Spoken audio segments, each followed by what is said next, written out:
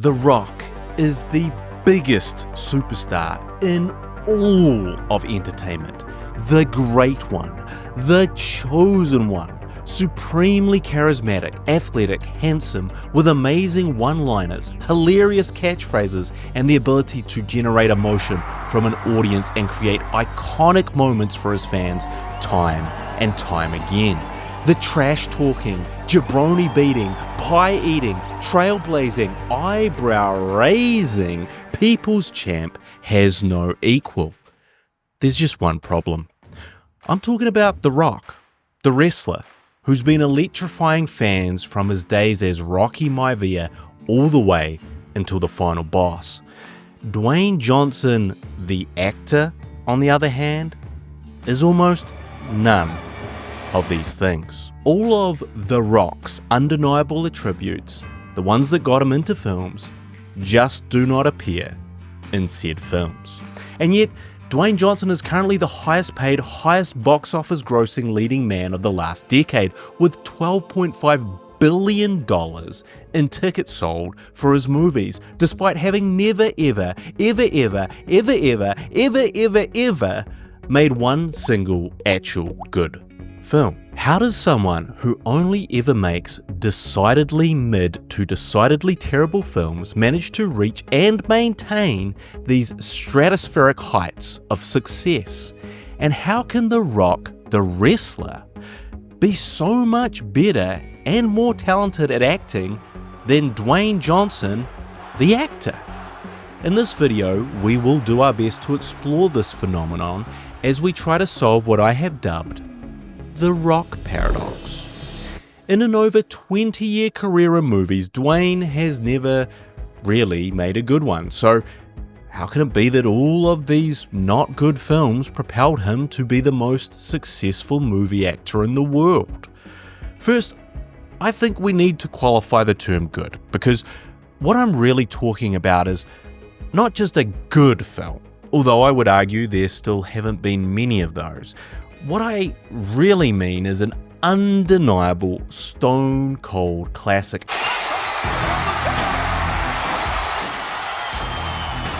A star-making film, something that is woven into the fabric of modern cinema. And look at any other movie star in the history of film to see what I'm talking about. I mean, Tom Cruise had Risky Business and Top Gun. Tom Hanks had Big and Forrest Gump. De Niro, Taxi Driver, Goodfellas, Pacino, The Godfather, Scarface, Hoffman, The Graduate, Clint Eastwood, The Dollars Trilogy and Dirty Harry, Travolta, Grease and Saturday Night Fever, Harrison Ford, Indiana Jones and Star Wars, Will Smith, Independence Day and Men in Black, Gibson, Mad Max, Braveheart. Go back even further, Bogart had Casablanca, Clark Gable had Gone with the Wind, Brando had On the Waterfront and Streetcar Named Desire. The one special film that was just the right cocktail of their talent, a memorable character that framed that talent,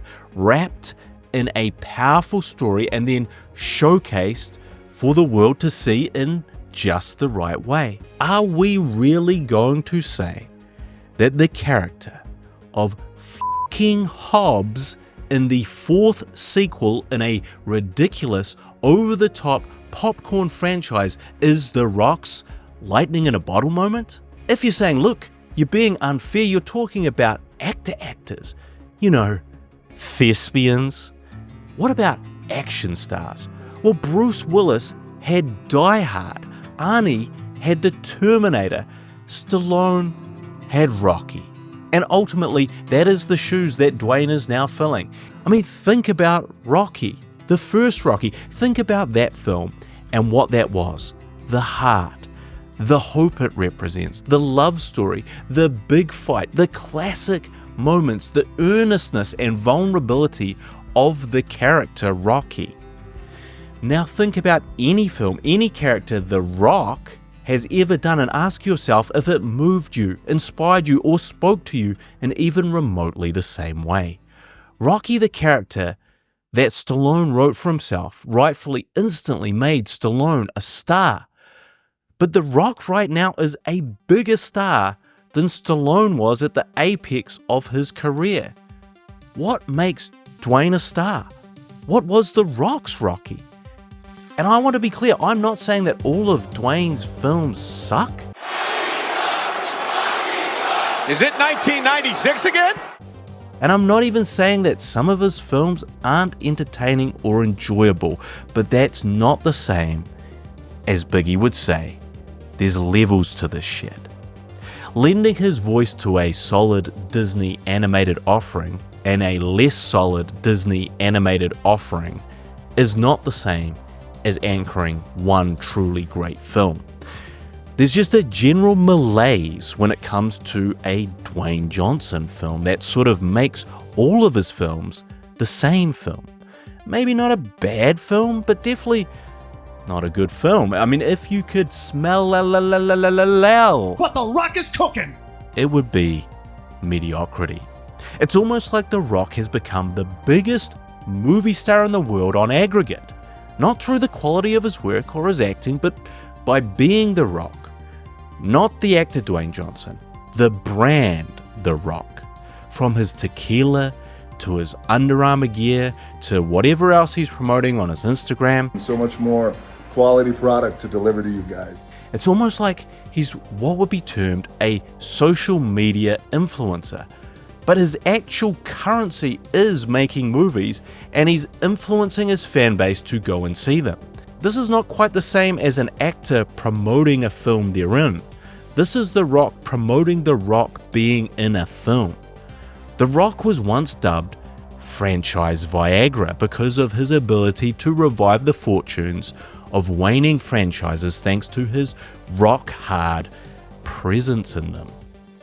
Journey to the Center of the Earth, G.I. Joe, Jumanji, the Fast and the Furious sequels have all benefited from a little Dwayne Johnson pick-me-up.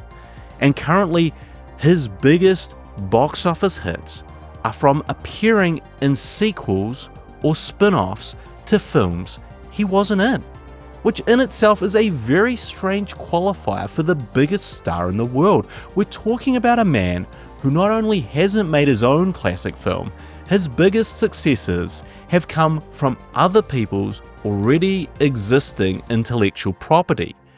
I mean, that feels like a very 2025 thing.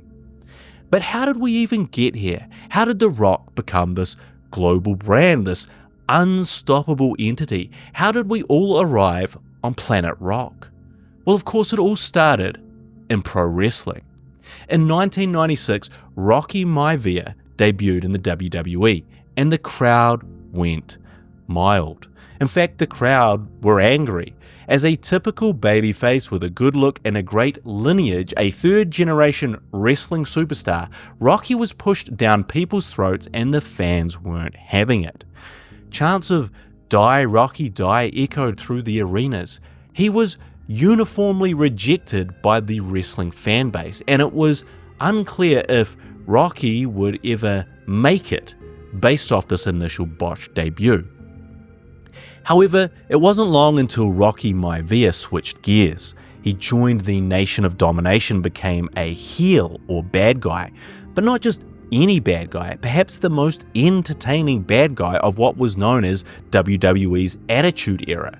He started to refer to himself in the third person. Well, Kane The Rock says this. He's in a giving mood tonight. You come on out here. The Rock's got a little gift for you. He started to show his personality. He was given the opportunity to cut promos that were often so entertaining the fans couldn't help but cheer him. The WWE did their best to keep him as a heel as he became the corporate champion rather than the people's champion, and aligned himself with the most despised character in the WWE, Mr. McMahon. But The Rock, with his promos, his comedic timing, his charisma, and his many catchphrases, made it almost impossible not to like him. And no matter how hard he tried, the fans just could not help but get behind him. He was just that damn entertaining and that damn good. It was not long before he legitimately had millions. And the millions of The Rock's fans The Rock was, in fact, the only person that could truly rival Stone Cold Steve Austin in popularity, leading to a feud that spanned 3 WrestleMania main events. In only a few short years from those embarrassing beginnings as Rocky Maivia, The Rock had emerged, reborn, like a phoenix, rising from the ashes, burning brighter than any WWE superstar that competed with or against him, to become the true successor to Austin's 316 era. There was just one problem. The Rock was just too entertaining to stay a wrestler. With his ability on the microphone, his timing, and of course his look, it was only a matter of time before Hollywood came a-knocking. First taking a small role in The Mummy Returns, which, although perhaps seems a little hokey by today's standards, was incredibly successful, and then getting his own spin-off in The Scorpion King, which was also a success, seemed to all but guarantee the start of a lengthy career in Hollywood. At first, Rock split his time between films and wrestling, which led to some great moments as Hollywood Rock. Oh, yay! Ooh, yay! Ooh, yay! That's where we live! We live in Toronto! Yay! Shut up! But it wasn't long before he became a full-time actor and had no more time for wrestling. And in fact, not only did he have no time for wrestling, but on the advice of his management, he specifically distanced himself from wrestling, no longer referring to himself as The Rock, no longer making even cameos in the WWE, and completely embracing his transition to Hollywood. Dwayne wasn't part of that silly wrestling business anymore. Dwayne was a real actor now. Clearly pegged as an action guy with comedy chops, he made films like The Rundown, Walking Tall, Doom, and Gridiron Gang, some of which were moderate successes and others of which were not, all of which failed to capture the magic of The Rock's personality and charisma in wrestling. And perhaps because of this, Dwayne Johnson started to pivot into family-friendly films like Race to Witch Mountain and The Tooth Fairy. It was clear that he was now going for Arnie's late career surge into comedy, or perhaps wishing to imitate future co-star Vin Diesel's success with The Pacifier. But this was not late in Rock's career, and looking back, The Tooth Fairy seems like the pinnacle of his bad decisions, or perhaps the Hollywood trap his team had set up for him. Despite technically being a relatively successful film, I'm sure it wasn't exactly the way Dwayne imagined his career going post-Scorpion King, and so a different approach was required. And full credit to The Rock, because it was at around this time that he decided to get rid of all of his management. No more kids films, no more rejecting of his career in wrestling. In fact, he would start to re-embrace it, returning to wrestling after a 7-year absence to main event not 1, but 2 WrestleManias against John Cena, despite the first one being billed as a once-in-a-lifetime match. This wrestling feud with Cena seemed to reinvigorate not just The Rock, the wrestler, but The Rock, the actor, as it was around this time that he was introduced to the Fast and Furious franchise as Luke Hobbs. This was the turning point for The Rock, which ironically involved embracing his past, embracing his wrestling fans, and the equity he'd built with them, and taking them with him into his movies, rather than distancing himself from them like he did in the first Hollywood go-round. And as he continued his supporting role in the ever more lucrative Fast and Furious franchise, led to bigger hits like Jumanji, Rampage, Skyscraper, and San Andreas, and even a Fast and the Furious spin-off, Hobbs and Shaw. But with all this success came a very specific problem. Rightly or wrongly, The Rock was smart enough to identify that the common denominator in all of these films was The Rock essentially playing The Rock in a different scenario. He's going to play a tough guy, he's going to be intense, he's going to scowl, he's definitely not going to take any BS, he's going to kick ass. But look, you know he's really a good guy underneath all that gruff exterior, and if you're lucky, He might even flash you that patented, perfect Rock smile before the credits roll. But in doing so, in choosing to be The Rock instead of be the character, he has made all of these performances incredibly one-dimensional. There is a lot of physical acting. There is very little acting. What's missing is the kind of performance that forms a deep connection between you and your audience. People look at The Rock as an aspirational figure because of the way he trains, because of the way he documents his life over social media, and the way he kicks ass in his films, but that's him. The audience is connected to The Rock himself, not the characters he plays. Nobody gives a f*** about them. The Rock is almost like some type of weird YouTuber who pumped out so much movie content over a 10-year period, it made him the biggest star in the world, purely as a result of consistency, as opposed to the quality of any of the films he made in that time. And while he can absolutely deliver a one-liner timed to perfection, Daddy's gotta go to work. and while he can absolutely kick ass with the best of them, I will beat your ass like a Cherokee drum. every single film he's made, from his initial rise to his fall to his rise again, not a single one has fully managed to capture the charisma and emotion of his wrestling persona. His characters in his movies are so stock standard, so vanilla, so by the numbers. It's like they were written by AI before written by AI was even a thing. And look, a lot of this might have something to do with an alleged clause in his recent contracts that now insists that The Rock can't lose a fight and can't be killed.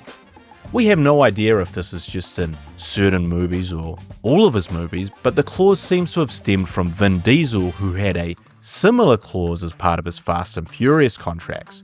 And look, if you look at the last decade of The Rock's career, can you remember a time this wasn't true?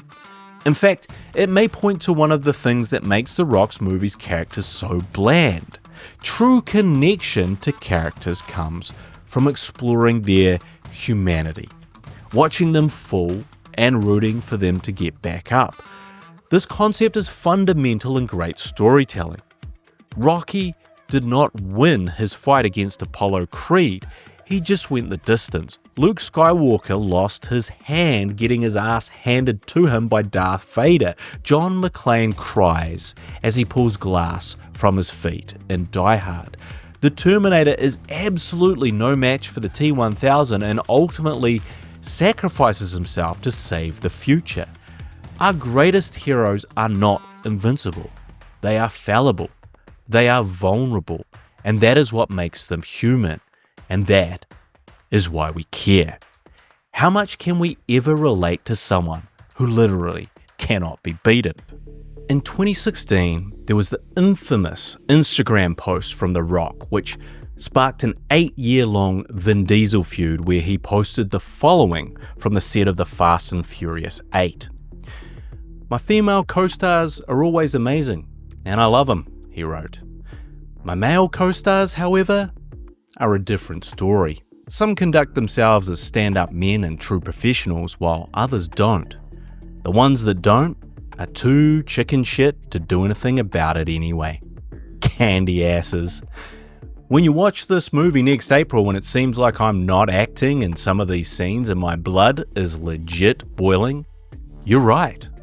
The post all but confirms he is talking about Vin Diesel, and allegedly this had all stemmed from Diesel's behaviour on set, where he was somewhat of a diva and constantly late to set. Diesel responded quite literally by big broing The Rock, calling him his little bro, talking about how Vin was the first multiracial star, and then essentially saying he was protecting the franchise and Dwayne himself. Vin's responses, in fact, are quite hilarious in how backhanded they are, while also on the surface superficially respectful. I mean, this is Hollywood, baby. At some point, The Rock and Vin hashed it out in Vin's trailer and ultimately, in The Rock's words, came to realize they had fundamental differences in philosophies on how we approach movie making and collaborating.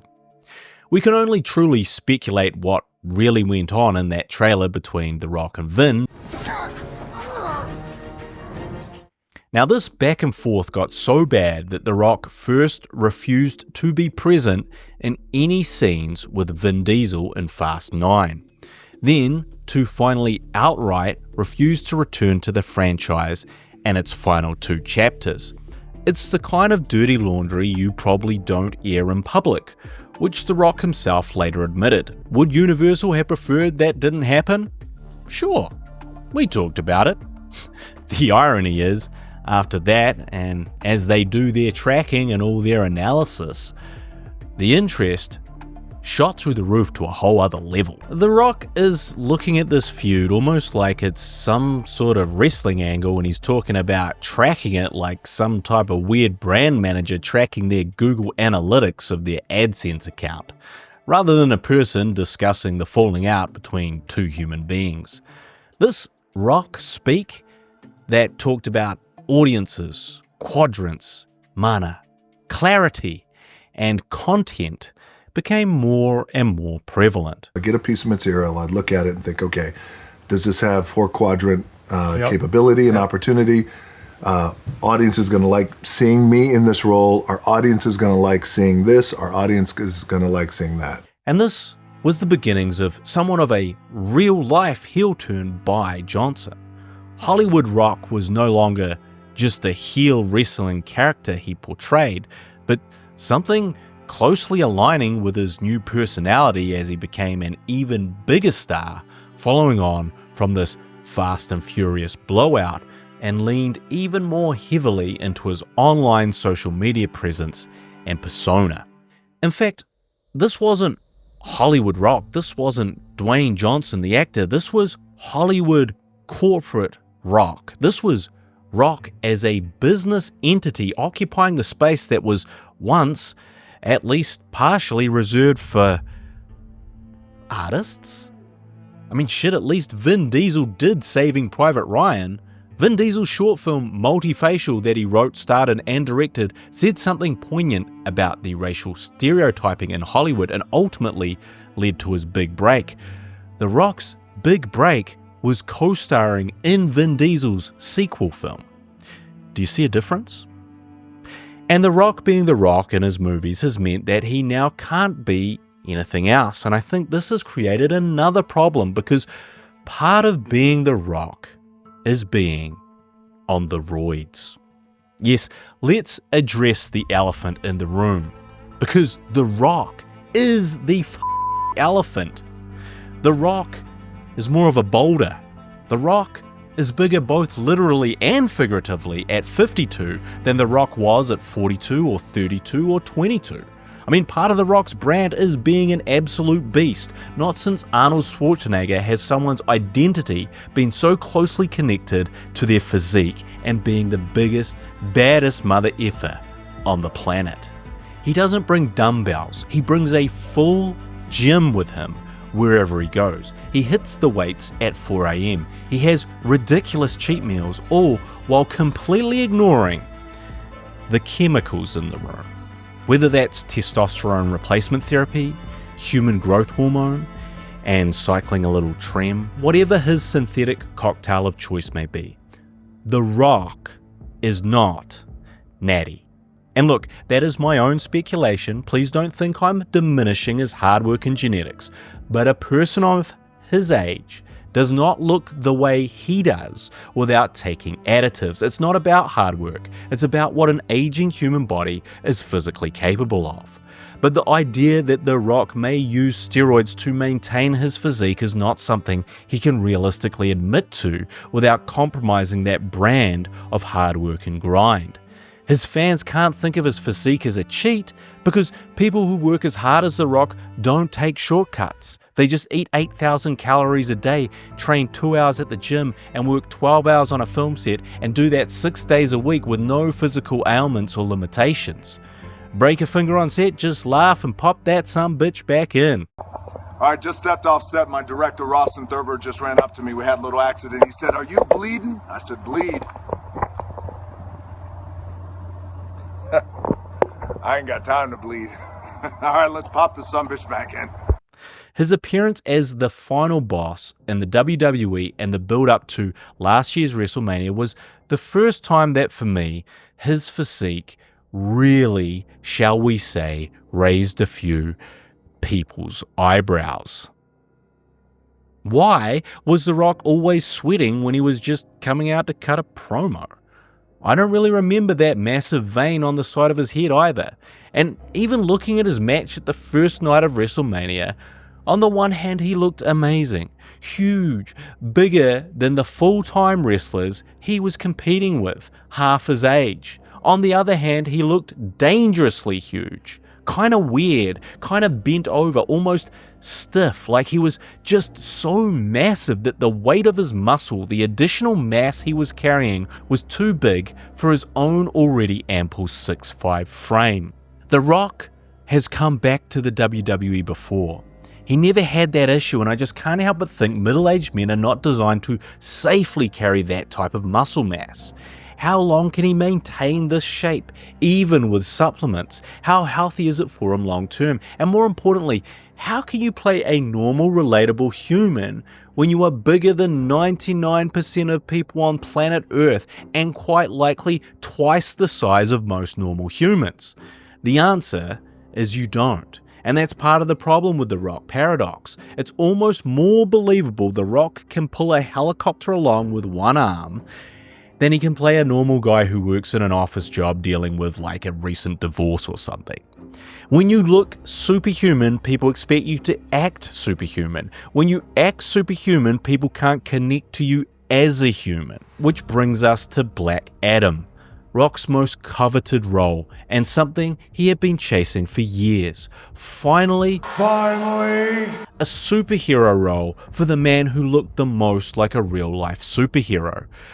But the Black Adam mythology is a complex one that is directly linked to Shazam as his nemesis. Shazam had been one of the few successful DC films at the time, and so naturally an appearance with them together would have been a natural progression. And in fact, Henry Cavill highlighted this as a reason why Superman would not initially be involved in the storyline, as this would not serve fans of the comics. I'm pretty sure it'll be a Shazam Black Adam thing first. If it does happen, it would make sense that way, but you never know. Maybe it'll be a Superman movie and Shazam will come and help. That's kind of stealing his limelight though, which is not cool.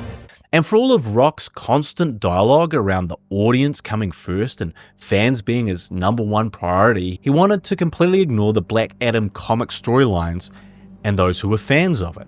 He didn't want Shazam and Black Adam to interact and shut down a post-credits cameo from Black Adam in the Shazam films. Allegedly, The Rock felt that his Black Adam was too big for this iteration of Shazam, and that the only person that Black Adam should face off against was DC's most invincible superhero, Superman. Zachary Levi, star of Shazam, inferred as much from one of his Instagram posts. To further the controversy, The Rock wanted Henry Cavill to reprise his role as Superman for this and any future films with Black Adam, despite essentially already being retired from that role. As events transpired, it was said that The Rock and his production company made a play for control of DC. Not long after the Warner Bros. Discovery merger closed in April, Dwayne Johnson pitched CEO David Zaslav on a multi-year plan for Black Adam and Cavill returning to the role, setting up a Superman vs. Black Adam showdown. Sources suggest The Rock went around everyone, which didn't sit well. The final boss now wanted to be the final boss of the DC universe. But as all of this was happening, the future boss of DC films, James Gunn, was preparing to take over the film development role that The Rock seemed to be making a play at, and was already developing a new Superman film without Cavill. The Rock's politicking ultimately failed, partially because Warner execs decided to back James Gunn's vision of DC's film future. partially because The Rock's Black Adam was a critical and commercial flop, and perhaps partially because Rock's demands of the DC brass had become too taxing. Examples cited were Johnson pushing for a producing credit on the animated film DC League of Super Pets, which he failed to seriously promote. Allegedly, the actor also insisted on a tequila bar at the New York premiere of Black Adam featuring his Terramana tequila, despite the film being rated PG-13. Ultimately, Warner Discovery backed James Gunn, the creative with a vision for the future of DC as a whole over The Rock, a brand entity with a vision for mainly himself. The Rock battled hard to maintain the idea that Black Adam was a good film. It's not. And that it was a financial success. It's not. But after its mediocre opening, was ultimately forced to sort of, not quite, almost concede defeat without actually admitting defeat or that it had anything to do with him personally. You know what it is? It's like new ownership coming in, buying an NFL team and going, all right, not my head coach, not my quarterback. Doesn't matter how many times you won the Super Bowl, doesn't matter how many rings we got, I'm going with somebody else. That's a great example. The Rock made the announcement that despite its huge success, there would be no more new Black Adam films and no more old Superman in them. And the person who came off most poorly by this attempted DC Films hijacking was none other than Henry Cavill, by all accounts a lovely, down-to-earth guy who, after just announcing his triumphant return as Superman barely a few months earlier and making the Black Adam cameo to set up future installments, had to completely renege on this announcement and re-announce that he would in fact not be back as Superman. Perhaps ever. It just seems like The Rock is so desperate for a franchise of his own, one he can pin his brand to, one where he doesn't have to give Vin Diesel a cut like he does on the Hobbs and Shaw spin-offs, that led to this desperate Black Adam situation. I just want to say thank you guys so much for all the support for Black Adam. There's an urgency, there's an incredible energy behind Black Adam. God, Connor. Part of its failure has to be attributed directly to The Rock himself, to the fact that in making it, he completely ignored the comic origins and potentially alienated its most diehard fans while simultaneously boring those curious about Black Adam with another invincible character with little to no emotions in another superhero origin film which liberally mashed up scenes and moments from better superhero origin films. Whether it was superhero fatigue or Rock fatigue, Dwayne's flawed approach to character, acting, and his patented brand building before storytelling had truly caught up with them both in front of and behind the camera. It is perhaps no coincidence that Black Adam's failure led to The Rock's surprise return to the final Fast and Furious films, but also an additional Hobbs-focused spin-off, even making a last-minute post-credits cameo in Fast X. Hobbs is back. And honestly, part of the reason why The Rock may only ever tackle these shallow, superficial roles and projects is because as a brand, that brand is super fucking busy. This is not just a man starring in movies anymore. This is a business mogul. This is a guy who has his production company, $7 Productions, his Terramana Tequila, Zoa energy drinks, the UFL Football League, Project Rock, Under Armour, and is a board member of TKO Holdings, the joint owners of the WWE and the UFC. Any one of those jobs could probably be a full-time job, and don't forget he's still got to squeeze in his 2-hour workout and his constant social media presence along with the multiple movies per year plus their promotion. So as The Rock's business ventures have expanded, his capacity for any one of these things is greatly diminished, including how he actually performs on set. And it's only recently that reports of his poor on-set behaviour have filtered through to the general public. The Rock was allegedly constantly late to set, up to 8 hours some days, in the film Red One, to the point that it cost that film Red One an additional $50 million to accommodate. And for some bizarre reason, he chose to pee in bottles and hand them off to his PA rather than head to his trailer or the public toilets to, I guess, save time. Now let that sink in. This man is so time poor, he does not have time to piss. So of course, he's too busy to be good at acting right now, and regardless of the ramifications on said production, the true irony here is that being horrifically late to set is probably exactly the type of behaviour that got The Rock so fired up with Vin Diesel back in 2016 that provoked his original Instagram post. The Rock has become the Vin. They are the same. The Rock is now a Rudy Poo Candy Ass. as per his own definition. There were further reports that said The Rock's lateness had been an ongoing problem on his other Red film, Red Notice, so much so that it caused Ryan Reynolds, aka Deadpool, himself to lose his shit. But back to Red One, Rock's Christmas movie, his most recent film in which his character runs security for Santa in the North Pole and is called, I kid you not, Callum Drift. I mean, is that a believable name for a person or the alias of an X Games contestant? I mean, just call him Charlie Halfpipe next time and be done with it. The film cost $250 million to make. It made less than $200 million at the box office, despite being one of Amazon Prime's biggest and only cinema releases.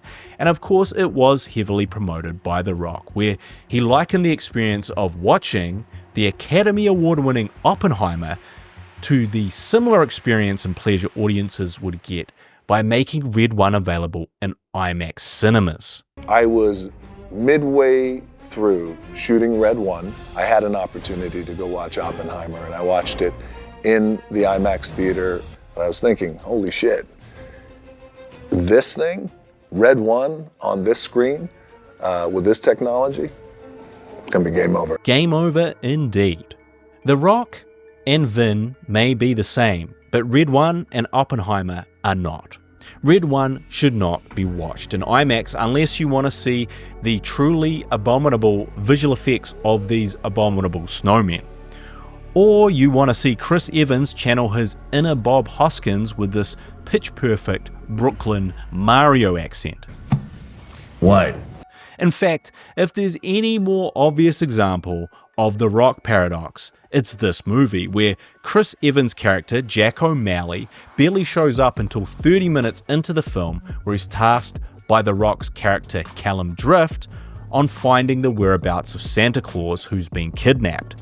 Jack O'Malley is a criminal hacker who lies, cheats, and steals to get ahead. He's also a deadbeat dad that can't be bothered connecting with his son.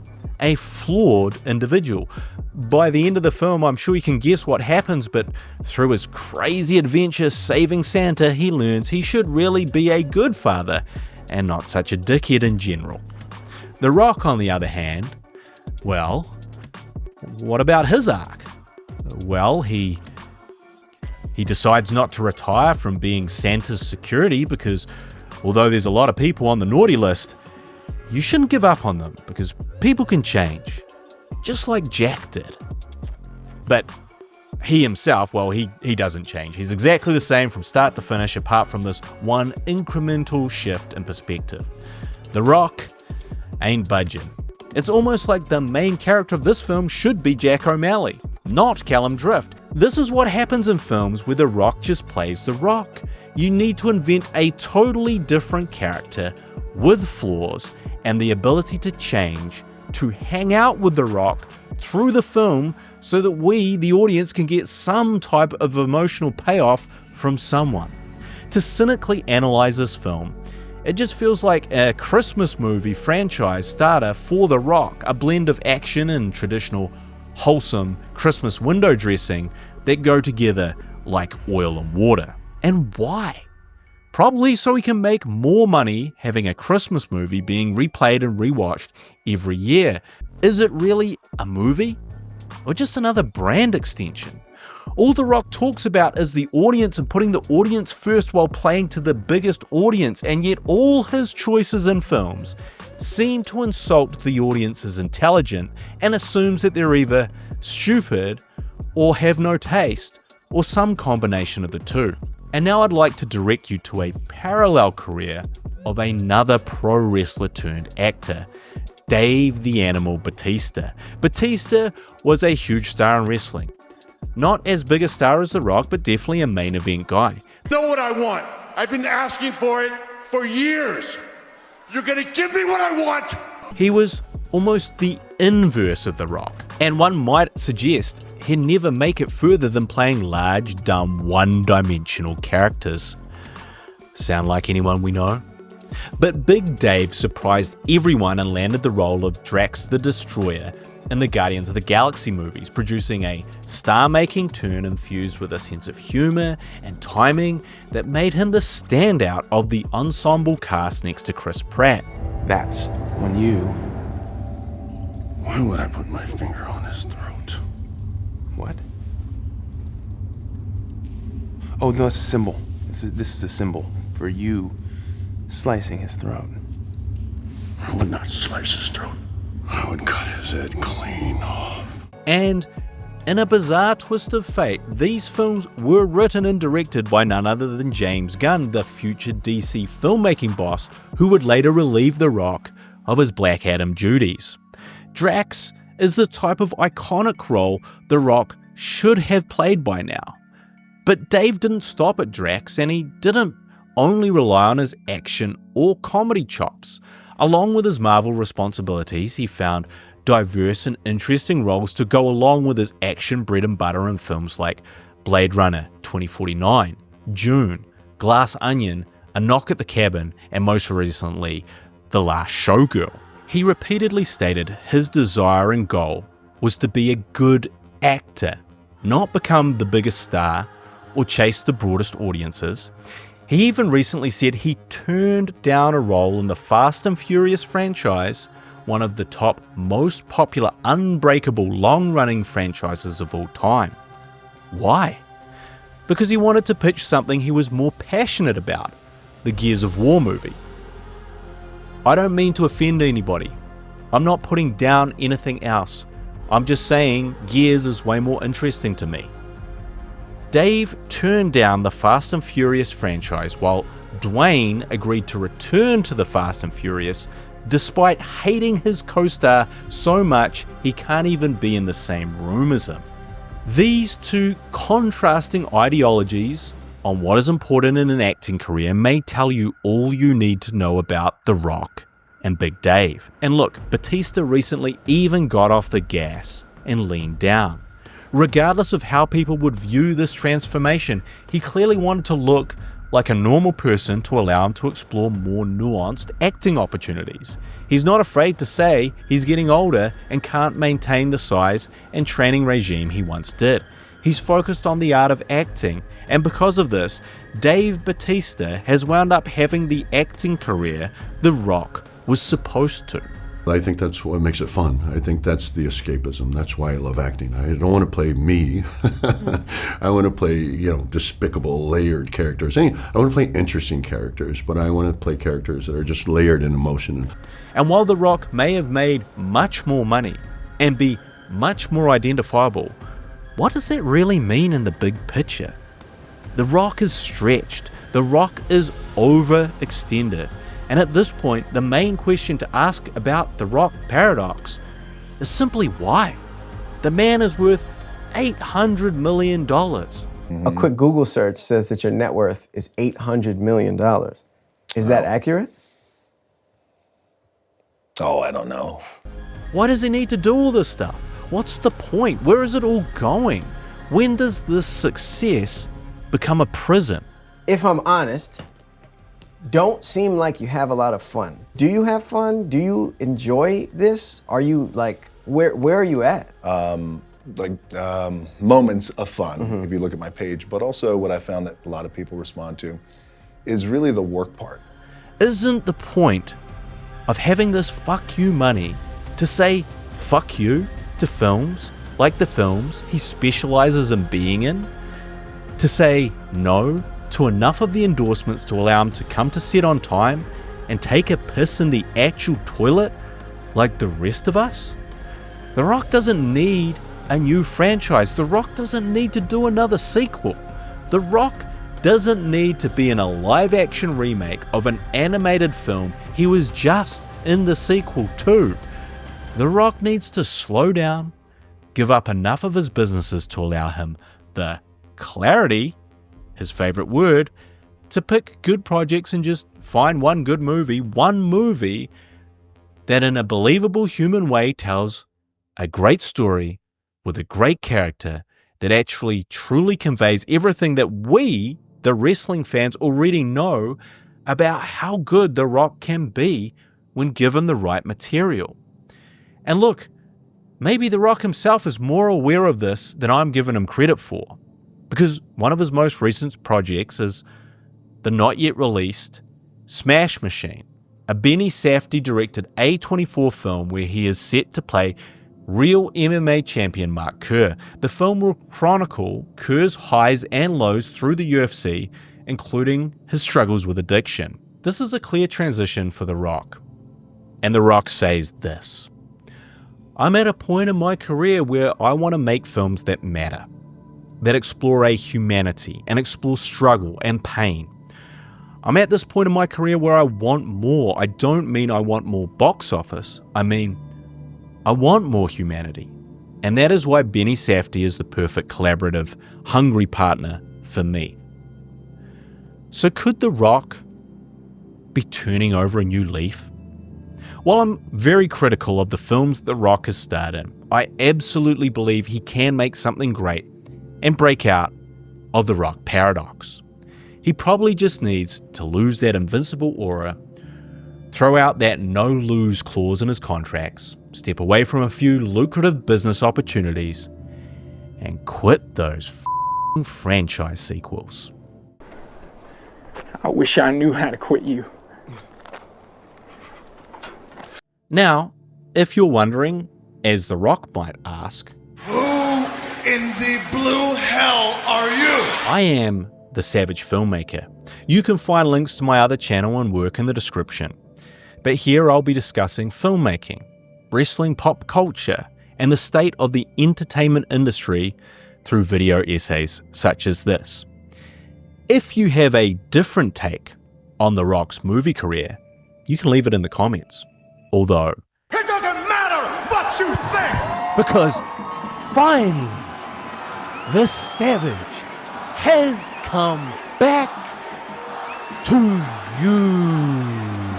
YouTube.